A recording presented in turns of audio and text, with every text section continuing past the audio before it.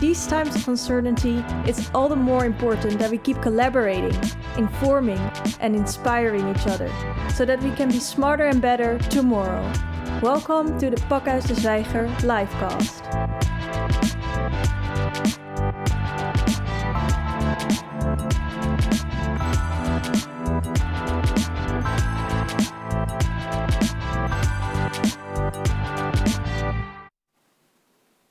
Good evening and a warm welcome to you. A welcome from Pakhuis de Zwijger. My name is Jurgen Chonafong and I will be your moderator for tonight.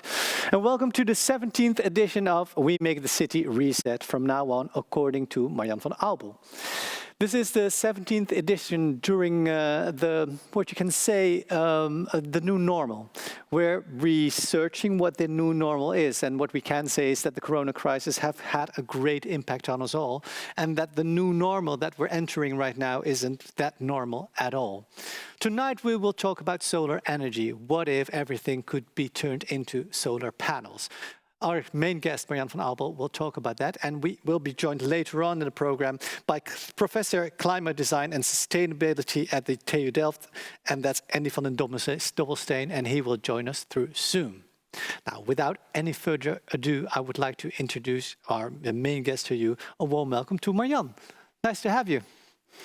Hello, good evening. Good that you're here. Just as a general question, how were the past couple of months for you? How did you experience the past couple of months?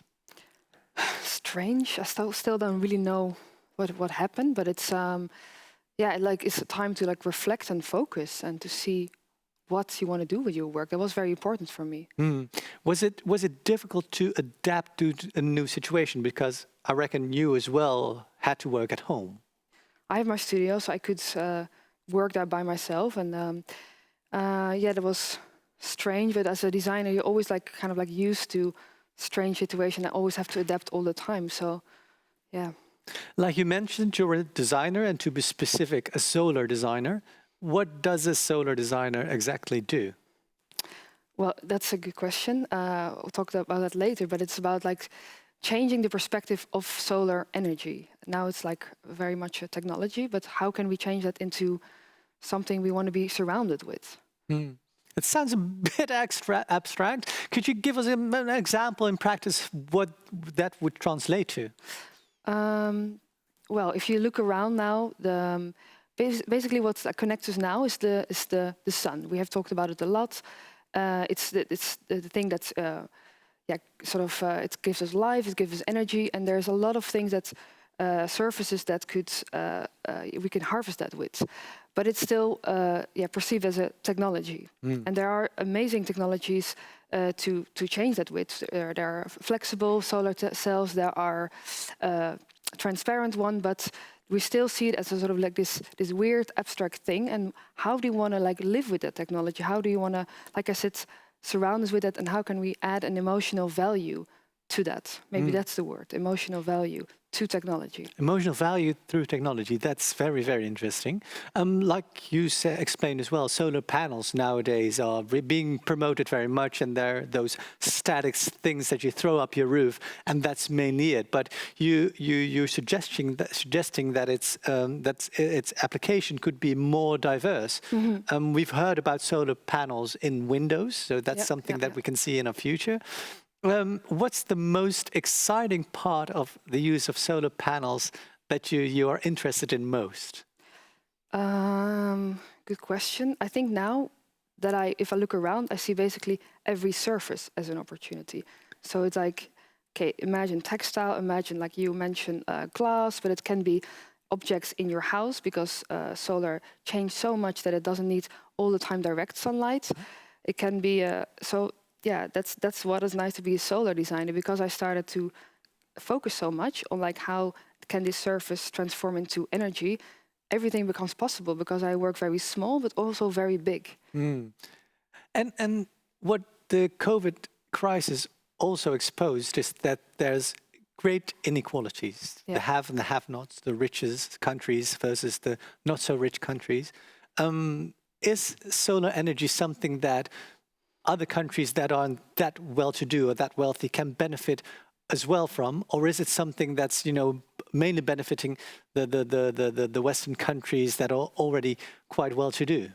Yeah, if you, like we just discussed before, that now solar energy is more, or like generating your energy is more, you have to have your own house, you have to have sort of a south-facing roof. It's more for like the rich or the privileged people that can afford their own solar around their house. So how can we sort of make that also accessible for everyone? Not only people that can afford this sustainable lifestyle. And what is your vision on that? Is it possible in the near future? I'm striving for solar democracy. So, Solar yes, democracy. yeah. And solar solidarity, maybe. Yeah, yeah. Very good. You prepared a presentation, so I'm very much looking forward to that. So I'd say the floor is yours. Okay, thank you. Yeah, maybe good to start with this image, because I think if we think about solar technology, this is where we think about a technology. Actually, that's been invented in 1883. That's a long time ago. But this is a commercial from 1958, which is nearly more than 60 years ago. And it still looks the same. A lot of things have changed in terms of efficiency, in terms of price. But it's still this blue square that you put onto your house. And I think that needs to change. Look at it, for example, like this. If we think about this as this done a couple of 100 years ago, this is very sustainable because it's still there. And it's one of our, like, a Dutch pride. It's like our heritage. We're super proud of it. And if we think about Holland, we think about windmills. And it was built quite practically. It was used, you could grind chalk or flour with it, but it was a technology. So I wonder if something like this can happen to solar as well. We really are so proud of it. We talk about it. Look at our solar panels from the Netherlands or from China. That is like really becomes a heritage and an icon. Something else what I would like to see that could happen with solar can be that it becomes so invisible that we don't notice it anymore. When technology becomes completely naturalized, something that Elon Musk is doing with the solar roofs. So really puts it on the roof and it looks like a tile and you don't see it from the streets because there are reflectors in there as well. So like a technology that's so naturalized that we don't perceive it as a technology, like, for example, our clothing or the internet. So it's invisible. So one of those two things, if that could happen, that would be amazing. Because otherwise, if we would like, place the panels in such a way that it would like destroy our landscapes or our cities, this is not something we want to do. And that's why I think it's important to really think about this, how we harvest energy in the future from different angles, not only the government, the engineers, but really take these different perspectives and talk about this together. Like I said, I'm a solar designer, and I would like to show you some examples of my work, how I do that. This is a collaboration I did together with Swarovski, the crystal company. And it has a lens on top. And if you use this lens, it focuses the light onto a certain surface, a solar panel. It makes the solar panel more efficient using aesthetics. So you have this solar crystal, you take it in the window in the evening, you put this in the docking station, and then it powers these chandeliers. So really, literally taking the light from outside indoors. Another example is a current table, where the whole tabletop consists out of colored solar panels. They are integrated into the table itself. And these cells are quite unique because they also function indoors, as they don't need the direct sunlight all the time. So really the colored, transparent solar cells for indoor. And there's a battery in the window, in the table that stores the energy, so you can plug in your phone and you charge it or another device. And also, because that's mostly the asked question I get, is like, okay, great, but how many phones can I charge from this then?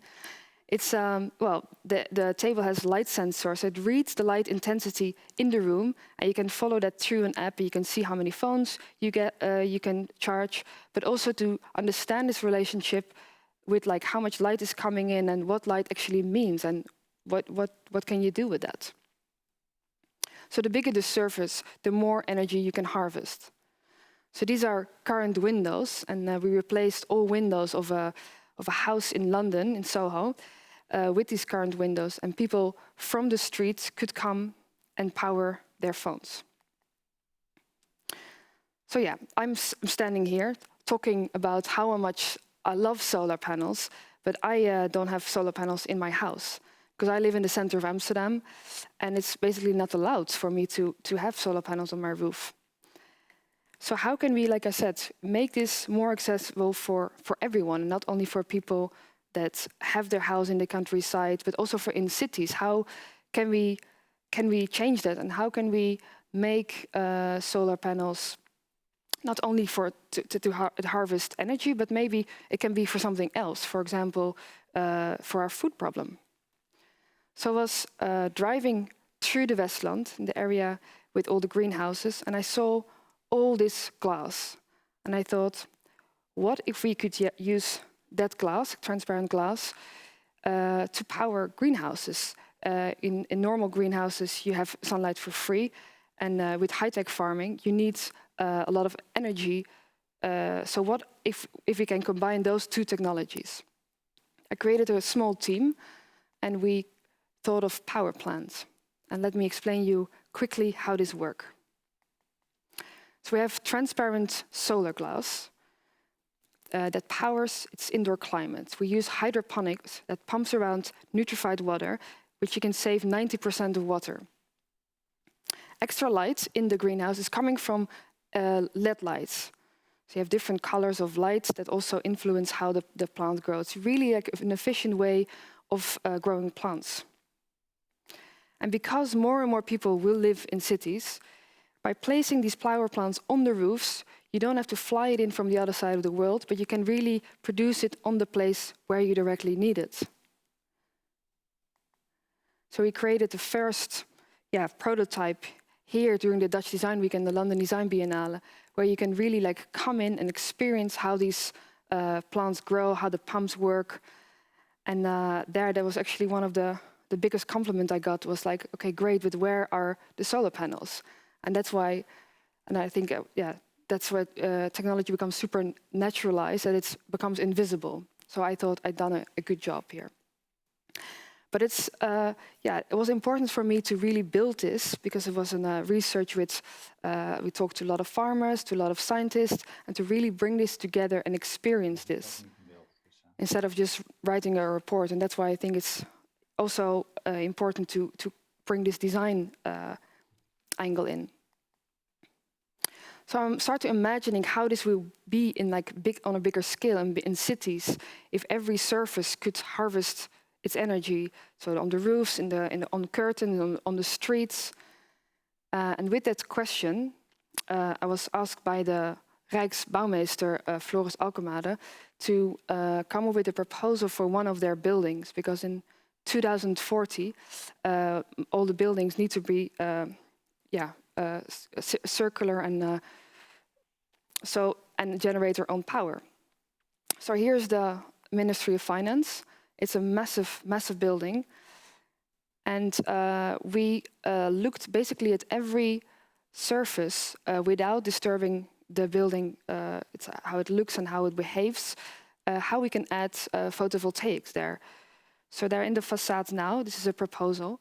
There are like sort of moving solar panels that move together with the sun. So it follows and tracks the sun.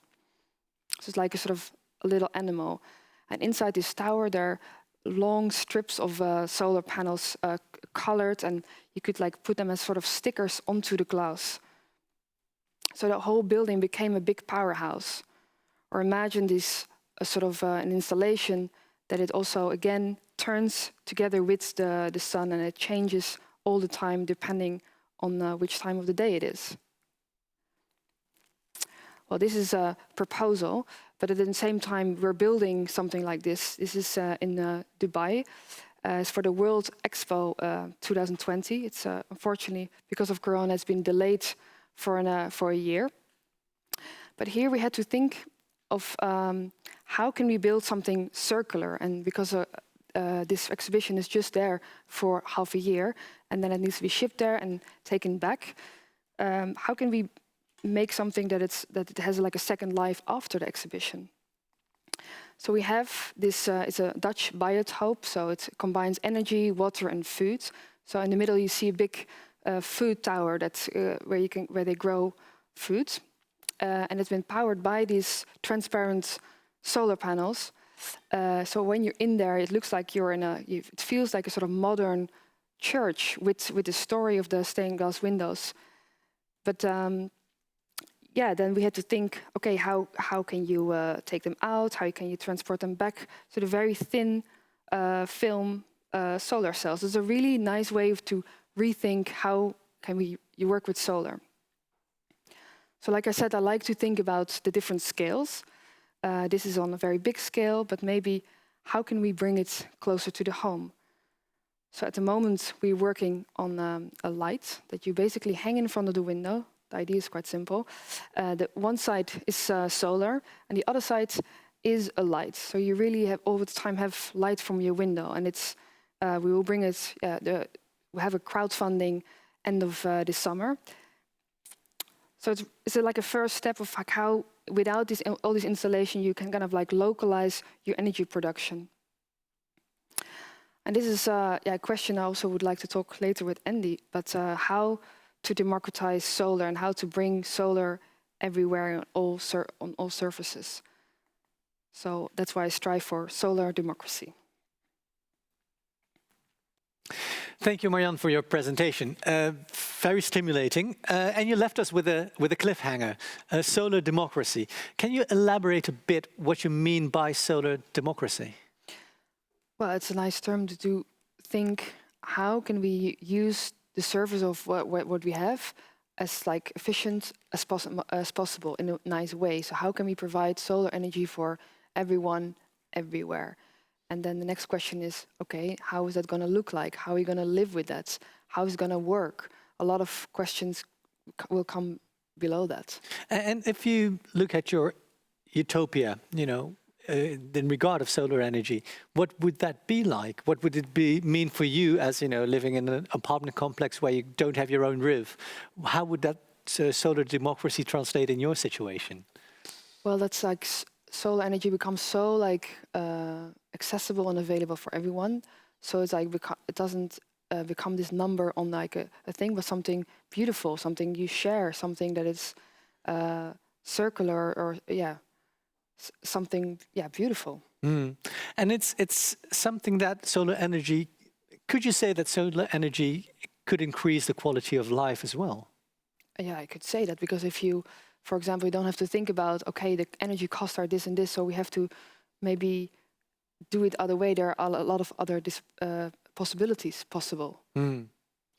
But that disrupts a bit the construction that we know right now of the energy system and the economic system in itself as well. Yeah. Don't you think that the energy companies are very much objecting to this new solar energy revolution, so to speak? Yeah, it doesn't come from something outside the city and it's been brought into the city or to the people, or can be anywhere, but it's really like, localized. You provide your own energy.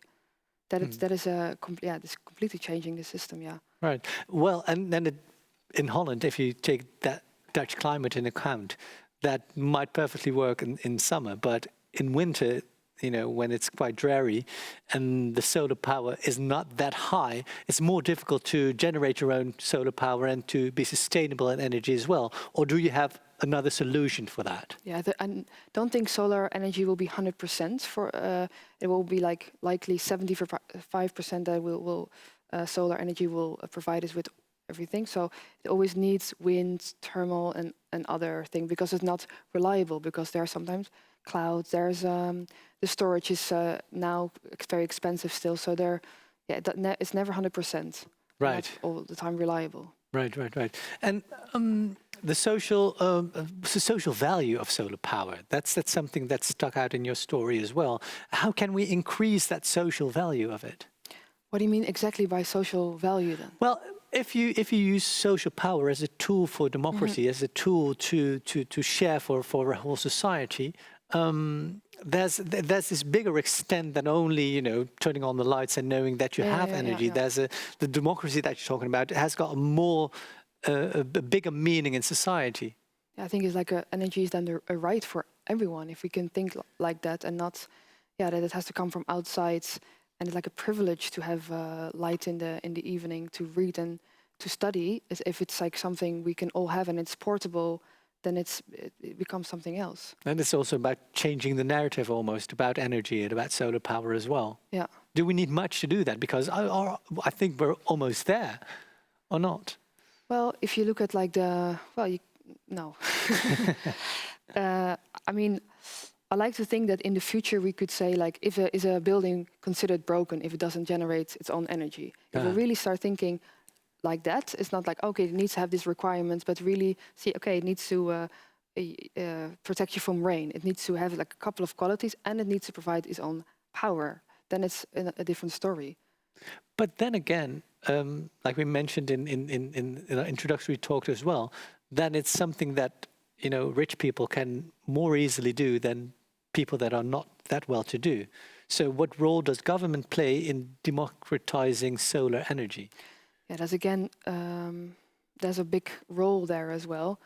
There's like some nice examples of how to make solar panel mobile. So if you can rent your solar panel, you bring it back into sort of docking stations. So there are different systems, and I also think it shouldn't be this this big installation that is always there, but you can, like I said, trade it, and it's like a mobile phone network. It becomes more fluid. Right. Yeah, that's very, very interesting. Let's talk about that a little bit later as well. But first, I'd like you to introduce our guest, because we've invited Andy van den Dobbelsteen. Why is it important for him to contribute to this program? Well, I mean, he is the man, I think, if you talk about sustainability in the Netherlands, but also outside the Netherlands. He knows a lot, and not only about solar energy, but he knows how to put things in perspective and to see the other direction, because I'm like thinking from the design thing, but I think he can give a lot of answers to the questions I have. Well, I'm very curious if he really is able to do that. We'll find out in a bit. But first, we've got an introductory film to introduce Andy van den Dobbelsteen.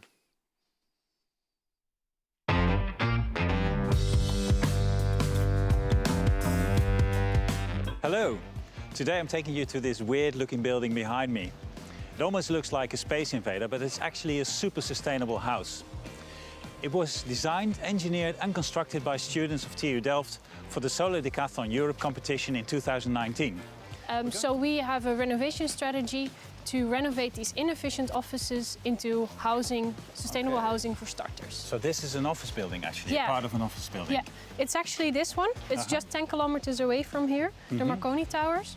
And we proposed this to make this out of it. Now I recognize the facade, yes. Okay, can we have a closer look? Yeah, just follow me.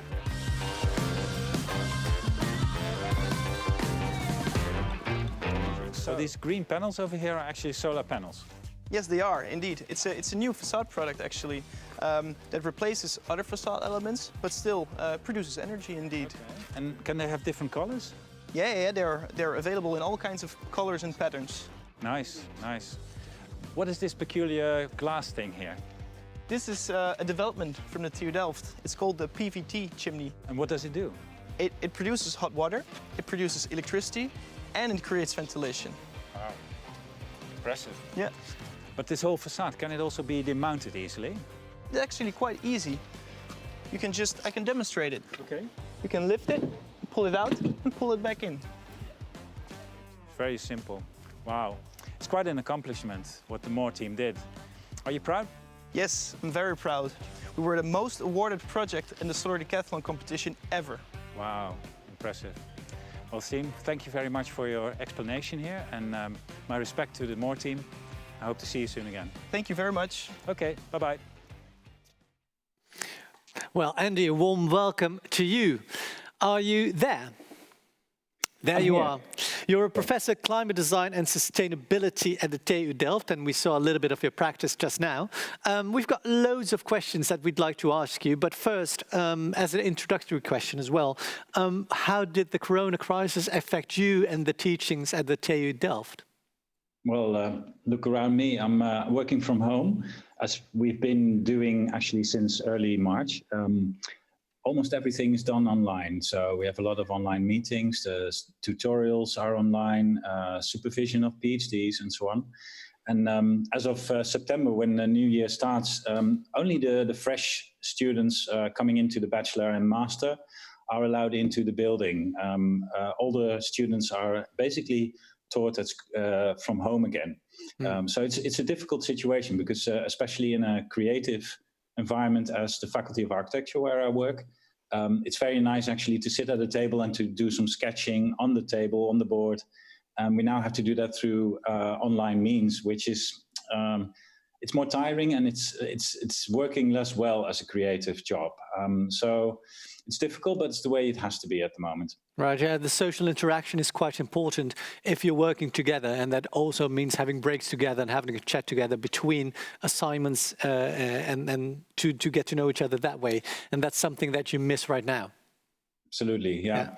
The human contact, I noticed that also when I work with the Solar Decathlon teams a little while before the summer. A meeting normally would last about 2 hours to go through all the design details. And normally that's absolutely tiring. Then you can basically go to bed afterwards. But sitting in a room, actually on campus again, was so much nicer. You feel the energy, and then you're not tired afterwards. You get energy from that. So that's a human interaction that Corona actually is hampering very much at the moment. Right. Let's hope that will change when solutions or medicines or vaccinations are being developed. Now, for the program, back to the program, you've just witnessed the presentation that Marjan gave. What's your first reaction to that? I'm of course completely in favor with what Marjan is developing and proposing. I think making solar technology much more attractive and also giving it a social component will make it much easier to be accepted by the larger public. Because you still notice that there's some restraint here and there in applying PV, because not everyone likes it, or thinks it's too expensive, or it's not pretty enough. And I think what Marjan is doing is exploring the potential of all the applications of PV in an aesthetic and also artful way. I really like that. Right. What people said about the Corona crisis as well is that this is the first of many crises to hit, especially when in regard to climate change. Is this scenario that Marjan proposes, and so having solar energy as one of the main sources for energy, is that a tool in order to battle those effects of climate change? Yeah, absolutely. And maybe I can share my screen to show a little bit of that, if that's okay. Of course. Yeah. See if it works. It should be, because I agree that the solar energy is going to be the most important source of energy. It has always been the most important source of energy, but it's going to be even more than that nowadays. And what I'm trying to show students as well is that we need to have different attitudes towards the sun again. Maybe you remember that ancient cultures always worshipped the sun as one of the main sources of the most important source of energy. And I think we should start worshipping the sun again. So here's a short presentation I want to show. Because what I teach students is that there are great sustainability challenges. We have to become climate adaptive, carbon neutral, circular, and we have to add value basically to people, but also to nature. And the sun plays a very important role. And of course, in terms of energy, when you talk about heat on the left-hand side or electricity on the right-hand side, we really need the sun. But in the meantime, we are also in a hot summer again, the third hot summer in a row with a lot of heat waves.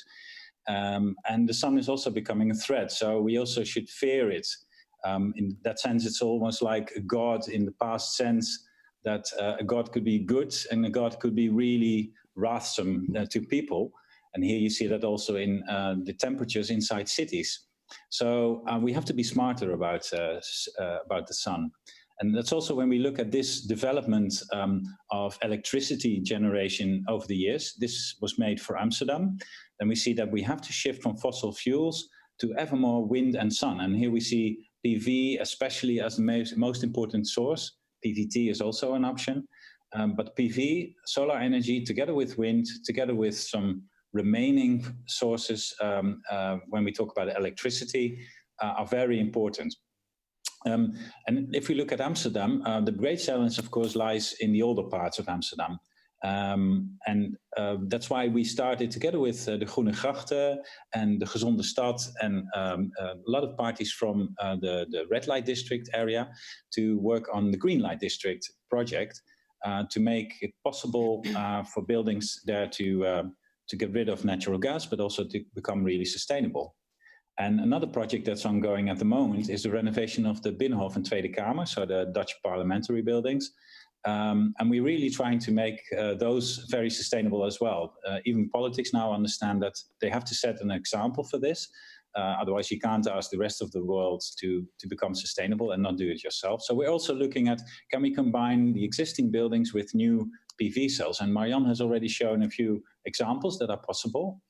Now, the nightmare, of course, not only of architects, but also many people is this. This is in Germany, where the PV program was very successful, but also led to images that you may not like. If you see all these different panels everywhere, it's not really pretty. But there are new developments, and Marjan showed a few already. Tiles, roof tiles, for instance, that are much better integrated, that look different. And we can make PV in different colors nowadays, all colors almost of the rainbow. And you saw this Camellia solar panels that we used on the Moore Pavilion as well. So there's a lot of developments. And I also want to say that we don't have to look at roofs all the time alone. Marjan showed that every surface could be used, and vertical PV actually in the Netherlands is quite favorable because the sun is more horizontal here than vertical. So it catches more when you have vertical ones, and it produces more on the times when you need it.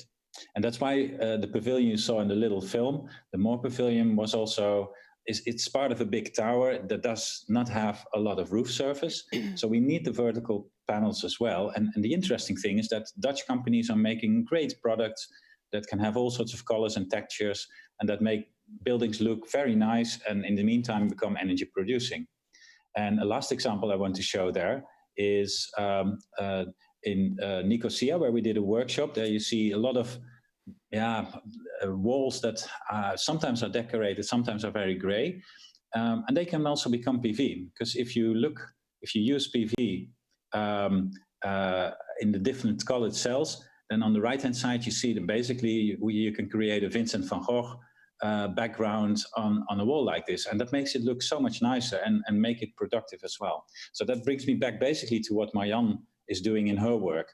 And that's why I wanted to show you this as well. Right, thank you so much for that. But if I see your presentation, it seems very promising and very inspiring. But solar power is also not a real reliable source of power, because we cannot know how much solar energy we can rely on. It will change from month to month and from year to year. How can we, be aware of that, and how can we involve that insecurity in the development of our plans? Well, I think the sun is very reliable.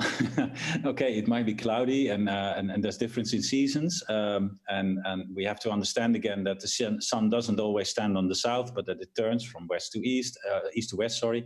And in summertime, it's from northeast to northwest. So we have to be smarter with how we design our cities and buildings. And I think so far we have focused a lot on the efficiency of solar panels to create a maximum production of electricity or hot water. And therefore we use the roofs tilted to the south mostly for a maximum production. But now we see that that creates a lot of overproduction in summertime and in the middle of the day when most people are actually at the office or somewhere else.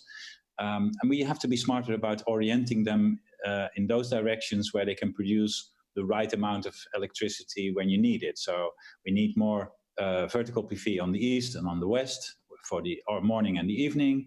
We have to have horizontal PV on the roof. We have to perhaps be not very picky in the optimal orientation, but more in smarter configuration of our designs. And therefore we can create a much more flat production that resembles basically the demand for electricity and for hot water. That's together with the nice integration with new products, I think will make it much better, and will also not pose too many problems with energy companies that are dealing now with the overproduction and underproduction in wintertime. Right. Well, thank you for now. Marjan, you said you had a couple of questions for Andy as well. One of them might be how to achieve that solar democracy. Exactly, yeah. What's your question? Well, how are we going to make sure that if we say every service is an opportunity, how can we achieve that, and what do we need to do for that? Because only design is not the only thing. Mm-hmm. Well, I think every service, I think it will become favorable to use surfaces anyway for energy production, because in times when we have to get rid from fossil fuels, any source of natural energy that is there, and the sun is the most logical one there, will yield benefit in the future. What I'm more worried about is that in our current spatial planning of cities and buildings, but also on the national level, that energy is not yet a real factor in how things are planned. Meaning that you talked about solar democracy. I would say about a sort of human right to solar energy or human right to daylight. We still make a lot of buildings that have hardly any daylight access, which I think is very unhealthy for people. And the same should be actually with solar energy. Everybody should have access to solar energy in order to produce their own, at least a part of their own energy consumption. And I think that could be set in regulations. And of course, we have a lot of existing buildings and existing areas that also should be tackled. And therefore, I think also our listed buildings organizations, the monuments, should be a little bit more flexible in what is allowed and not, because now sometimes it's very hard to adjust buildings that are there already. Right. So in design, there should be a bigger awareness of solar energy and how to apply them, and not in the traditional sense to have them, on the roof, slapped on the roof, but also in new ways to have them vertically applied as well. Thank you so much for now, Andy. We will return to you a little bit later, but first I would like to go back to Marjan, because you brought some film clips that you would like to share with us. And the first film clip, does it need an introduction, or shall we just watch it right away? I think both me and Andy actually introduced it already, but it's the way of how to have solar vertically and what else it could be than just a panel. Really? Very good. Let's have a watch.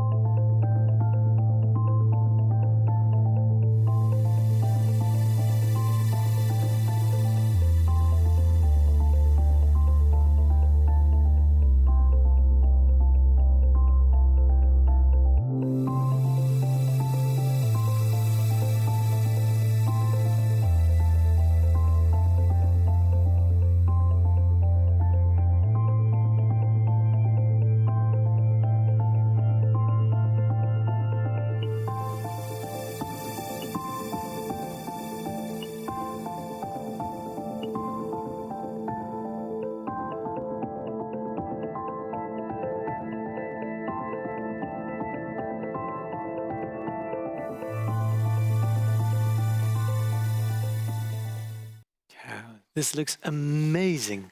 The technology is there, the design is already there. Why hasn't it been applied on a bigger scale yet? It is happening. It's happening.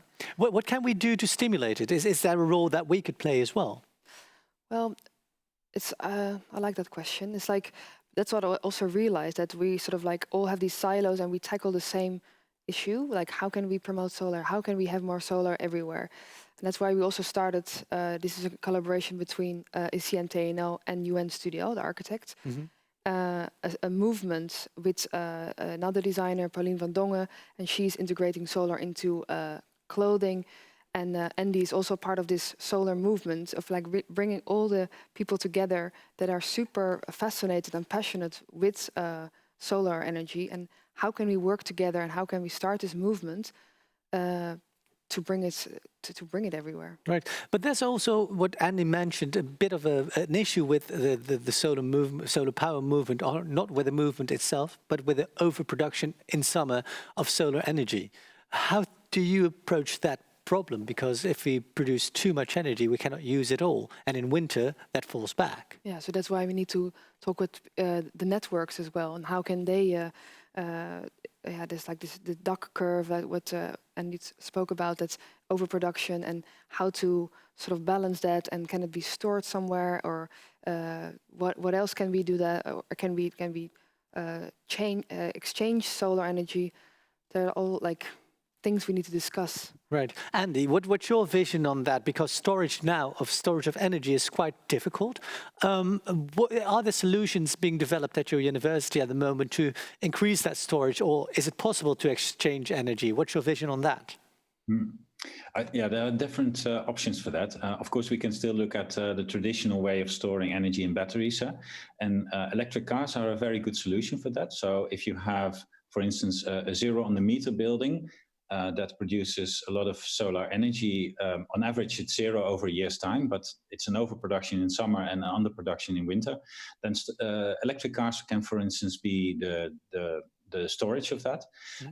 But interesting new developments are, of course, that you that you use the overproduction to create hydrogen, for instance, from water.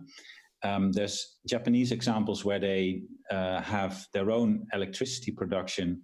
And when there's overproduction, they produce hydrogen, which might be used in times in winter or when there's an earthquake and the city's infrastructure is disrupted, then they can use their own energy.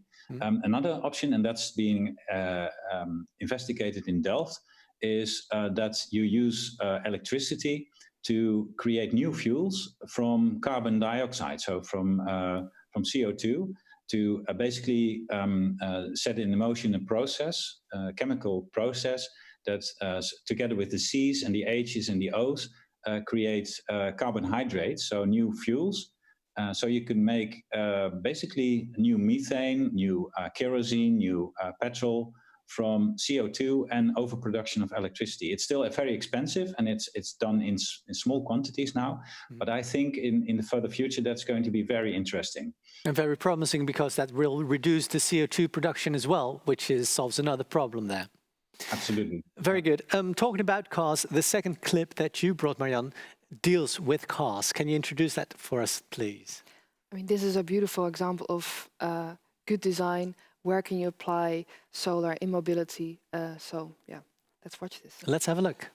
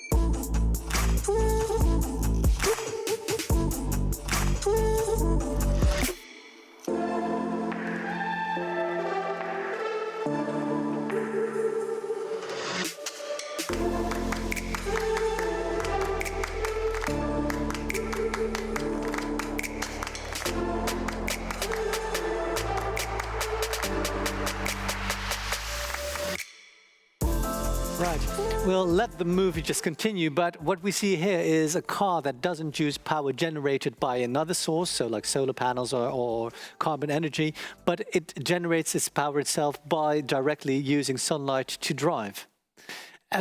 Is this realistic? It is happening. It's happening. Yeah. Why hasn't it been applied everywhere already then, in that case? Well, they first did a couple of test drives. They went to quite far actually, and super fast as well. So they really about like the numbers, and it needs to be right. It needs to be working. So it is already happening. You can buy one. Andy, this contrasts your idea as well that you just explained about using cars or electric cars to store energy and to use it as a fuel. You don't need that anymore. What is your reaction to this car? I think it's a magnificent development, and maybe not everybody knows, but TU Eindhoven has always been one of the top universities in doing this race with solar cars for the, family car type, whereas Delft was always in the racing type car, the winner. So I think we have great developments in the Netherlands on this new type of mobility. And these competitions have basically led to the development of this new car, the Lightyear One, by integrating the PV technology. And yes, you may imagine that this car will be less suited to store enormous amounts of electricity from a house because it can generate its own electricity. But I still think that, especially in darker periods here in the Netherlands, the car will not completely suffice itself with electricity, but will still need some additional supply. So even these cars could be used as a storage of excessive energy. And apart from that, I hope that all the cars in the future will have PV technology included.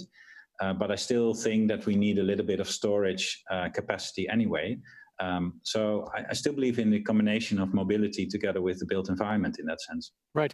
What I noticed and what I understand from talking to you both is that designers that have the knowledge of solar energy should be involved in every level of society almost in designing new in-city developments and technology where cars are being used, but even interior designing almost where direct sunlight is not necessary for solar power. How do we bring about that change? How do we bring about to have the knowledge of solar designers to have it integrated everywhere?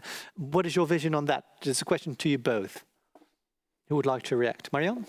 Yeah, first of all, like also introduce a designer in an earlier process. For example, in the example of the car, because we know solar panels as a flat thing, so they always looked a bit bulky during the competition, but now they work together with EC and TNO how to make it sounds quite easy, but a double curve in solar panels had never been done before. And that was a question, can we do it like this? Because then the car will look very different. And then they worked very hard on achieving that double curve, you know?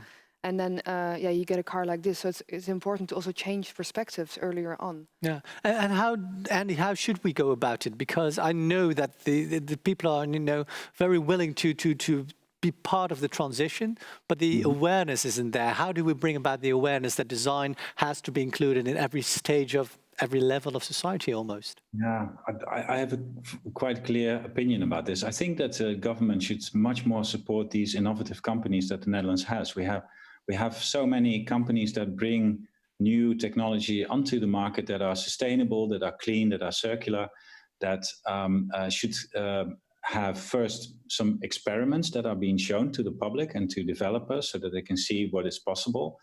And secondly, that of course they get some funding to make those possible. At the moment, it's still so much focused on traditional technology, most of the money. And I think where the money rolls, that's where the developments will go. And so I think we should put our best foot forward in all fields to start experimenting more, to demonstrate even more what these technologies entail, and to test out some of the new products that have been developed. And there might be things that go wrong, but we have to learn from that because it's a different era. We can't just keep going with the business as usual. We have to dare to set a foot in the direction of innovation with some risk, yes, but that will bring us much further than we have been so far. Right. And Marjan, what you mentioned as well is that solar energy shouldn't be the only source of energy that we would rely on. It's also a combination of wind energy and other sources. 70% is realistic, yeah. Right.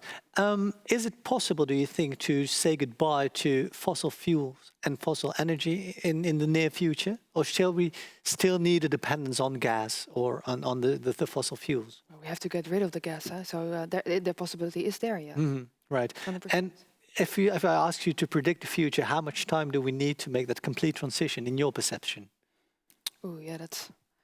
Well, are you asking for the Netherlands, for the whole world? Because it's... Let's have it two phases, first the Netherlands and then the whole world, so you can have two time frames. Or realistic, I know that in 2040 we have like the buildings need to be circular and zero CO2s, but let's go for 2040 and the whole world actually. Yeah, the 2050 I would say. 2050. Yeah. All right, Andy, before we say goodbye to you, do you reckon that 2050 is realistic? I think it's possible. I don't say that it will happen necessarily because I think the progress is too slow. But I think we should consider the sun as it's an infinite source of energy. It's everywhere. Nobody can own it. And maybe we should make solar energy for free. And if governments would dare to do that, I think we can make a very swift transition. And there would be a logical reason for that because the sun is for everyone. And we just need to install the technology for it, and then the energy should be supplied to everyone. Right. Thank you so much for your contribution, Andy. I hope to speak to you in real life sometimes in the near future, but thank you so much for now. Bye-bye. Well, we have come to the end of the program. Thank you so much. It's interesting to see how solar energy can be used as a transition of our energy use. What I do realize as well is that to be dependent on the natural sources is a very, very good thing because the sun is for everybody as well. But we don't have time for that, unfortunately, but I also read an article about how a volcano in Indonesia that erupted in the 18th century may cause the whole world to have kind of a certain blackout. So solar power wasn't that strong and, crops, were destroyed. So there's also a risk in having your total dependence on solar energy. But what if you put solar energy outside in the space, That's even more efficient. Have floating solar panels in satellites. That is very interesting. We could use that as a topic for our next discussion. But thank you so much for now. It has been very, very inspiring. Thank you for having me. Thank you so much. And for our guests watching us through Salto, through Pakhuis de Zwijger, or through YouTube, thank you so much for watching. This is the end of the program. From now on, according to Marjan van Aubel, we will be back with a new program on Thursday. It airs at 8:30 every Thursday. And our next guest is Aminata Cairo. She's an advisor on diversity and inclusion. Make sure you watch that program as well. If you would like to support our programs that are being broadcast from Pakhuis de Zwijger, that is possible. You can leave a donation at www.dezwijger.nl/pay, and every contribution that you leave there will benefit the programs directly. So if you do so in these challenging times, it would be very beneficial to our programs. Thank you again for our guests. Thank you for watching, and hope to see you next edition with Aminata Cairo. Bye-bye.